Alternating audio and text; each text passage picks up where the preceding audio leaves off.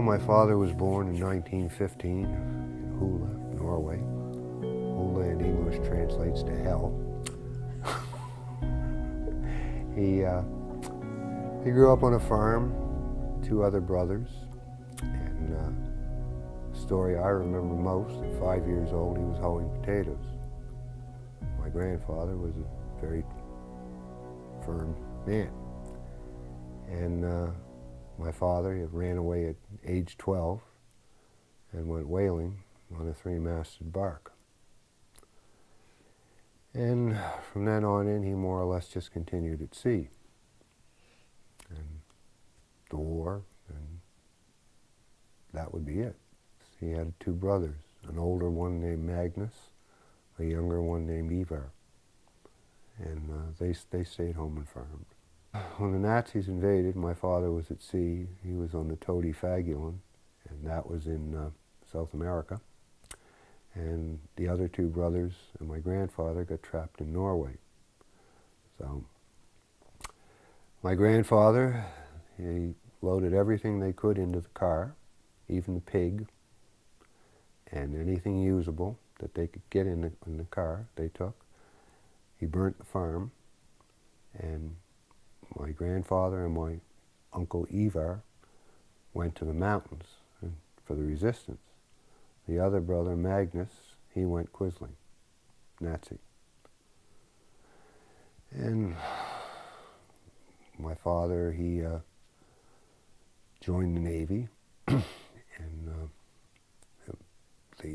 he got on the Nortra ships, which were foreign ships leased to the Norwegian government, and he was a gunner. The younger brother, he got caught by the Nazis, and it was in January. They cut a hole through a foot ice in the fjord, or more, and they stripped him, wired his hands behind his back, wired his feet together with piano wire around his neck, and they kept ducking him in and out of the water. He wouldn't talk. He gave them nothing, and it left him very damaged for the rest of his life. The other brother, he worked, now I don't know a whole lot of detail about my uncles. This is just mostly what I picked up with my mother. And the other brother, he worked with the Nazis, and after the war he came back home. And the grandfather didn't want him there at all, his father, and it was his grandmother, and there was quite a struggle, but anyway, he did move out on his own. My father was, I don't know how to put it, like, he could trace our ancestry way back to the Vikings, and I would say if it came to Viking ancestry, he would be a role model. He was a very tough man, very stubborn, very determined, and if there was a job to be done, it got done. It didn't matter. Damn the consequences. So he took gunnery training. He was at Travers Island in New York. He was at Dumbarton in Scotland, and he was at Camp Norway. He was there for the sinking of the Graf's Bay, the scuttling of the Graf's Bay. He was on another ship down there that got torpedoed, and they spent 20-some days adrift in the Azores, and they survived by the most basic. They actually drank each other's urine, or their own urine, to survive. And then he went on different ships, and it's pretty hard to, I don't know the exact sequence of everything, and I really don't know a lot that went on in those days, but he went to Dumbarton, and he trained there for a gunner, and when they needed a gunner for the PT boats in the channels, they would come and get one of these guys. So he served on those, and in those days there was no quick release on the harness. You were strapped into the gun and that was it.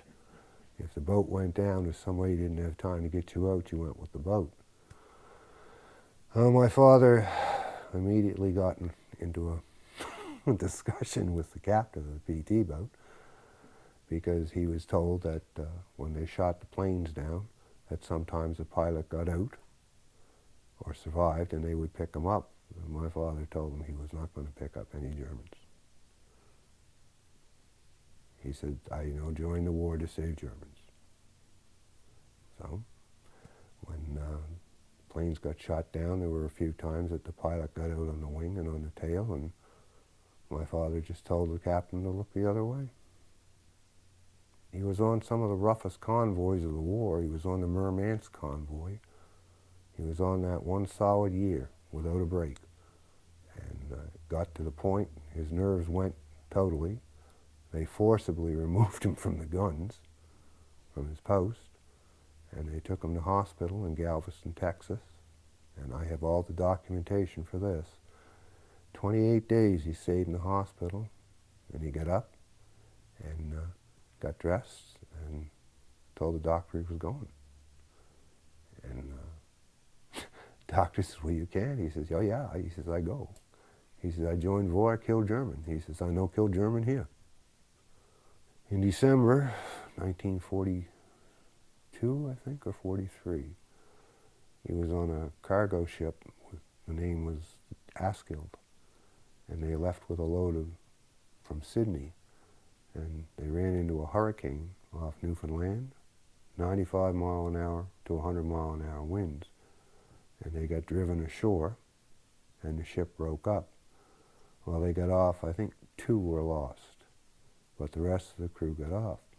And when they got ashore, the captain picked him and 2 other guys, and they were going to walk from, it was a Chance Cove where they landed, and they had to go to Cape Race, to the light, to get help. Well, that was walk 10 miles over the roughest coastline in the world just to get to the bottom of Cape Race. Well, my father and the captain and 1 other guy made it. The 4th guy didn't. He had to stay behind. So they walked those 10 miles in that weather, and they climbed Cape Race to the lighthouse and knocked on the lighthouse, pounded on the lighthouse door and the lightkeeper, and they got help. And the next day they sent search parties out and got the rest of the crew. But that's the only time in recorded history that anyone has ever climbed Cape Race before or since. They, to the best of my knowledge, they were the only guys that ever did. He would never talk about that. He was in the Coast Guard many years later, and they sailed past Cape Race, and the captain mentioned something about the rocks, and he laughed. He said, yeah, he says, I climbed that. And he told him the story, and that was how I found out about it. But the story now is it's on warsailors.com, and just under D.S. Askild, Final Fate. There was a lot. Like this guy spoke 4 languages, and he was in the Pacific. He was in the North Atlantic. He took part in the invasion of Sicily. There was an American icebreaker, the North Wind, that got trapped in the ice. He was on board when they rescued that, the Norwegians. He was a very hard man, very stubborn. And when anything got done, it was only one way to do it, the right way. His definition of the right way, not yours. Tough as nails, hard as a rock. But he could sew canvas, make sails, ventilator covers, boat covers. He was a shoemaker after the war. He could literally take a piece of leather and make you a pair of shoes. He was very talented. Anything he put his mind to, he could do, and do well. He did car upholstery, built the house.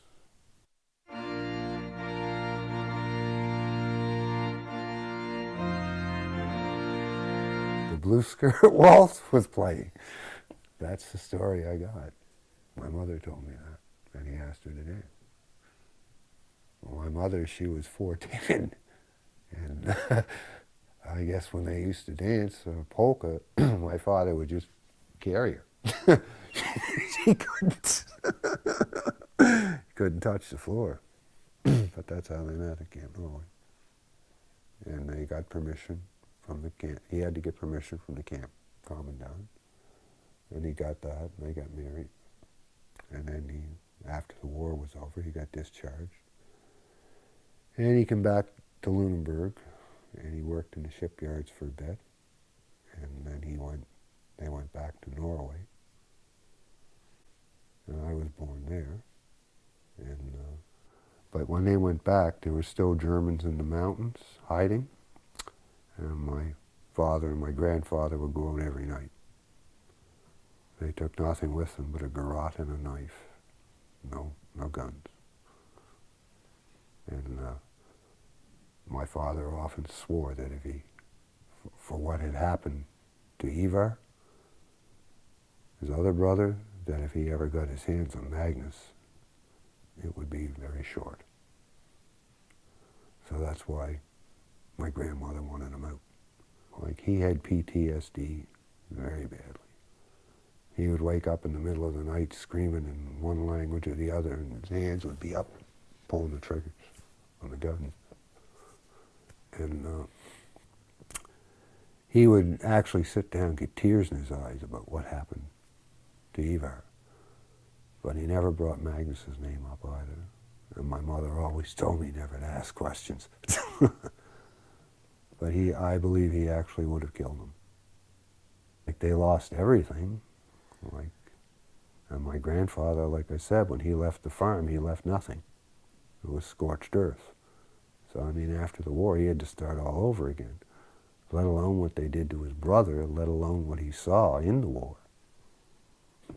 He would never talk about it. Like, he drank a lot, and that was the war that did that to him, because my mother said when she met him, he very rarely drank. But after the war, I mean, when you take guys in their 20s and you put them into that, and then all of a sudden, okay, it's over, go home, have a family, get a job, make babies. Like, can you imagine? You know, like 1 minute at 2 o'clock in the morning or whatever, the horn goes, you've been torpedoed, or you've got to get to your station, you're being attacked, and all of a sudden it's just, no, go lay on the sofa and listen to the radio. It must have been just mind-boggling to handle that. And I think it ate at him. He preferred a rigid lifestyle. He was not one for loose ends. Like, he liked discipline and order. My father, he didn't have much time for me. He was a very difficult man to grow up with. And sure, a lot of that was my fault. And but then again, neither my mother or I really understood. Like, my mother would say, oh, the war did that to him, you know, because he was never like that. But, you know, that was as far as it went. But I understand why he was like that. With his upbringing and what he went through, you understand it now. I mean, the last, well, him and I really didn't get along with each other. We didn't speak for many, many years. And then we did speak for a time, and once a month or once every couple months. Long story short, when he lay dying, a guy from Lunenburg called me. I was on the base then in Trenton. And he said, your father's dying. He said, maybe you should come home. I said, no. I said, the only way I'm coming home is if he wants to see me. If he asks to see me, I'll come home. I said, if he doesn't, no. Because I knew what it would be. If I walked in the room, it would be, what you do here? So in the last few months he was alive, we got along well. I understood a lot more, and he told me a lot more. So. And he told you what, sorry? He told me a lot more things. We spoke a lot that made me understand a lot of things. And I think he understood a few things about me. Because I was like him, I wasn't very good at being told what to do.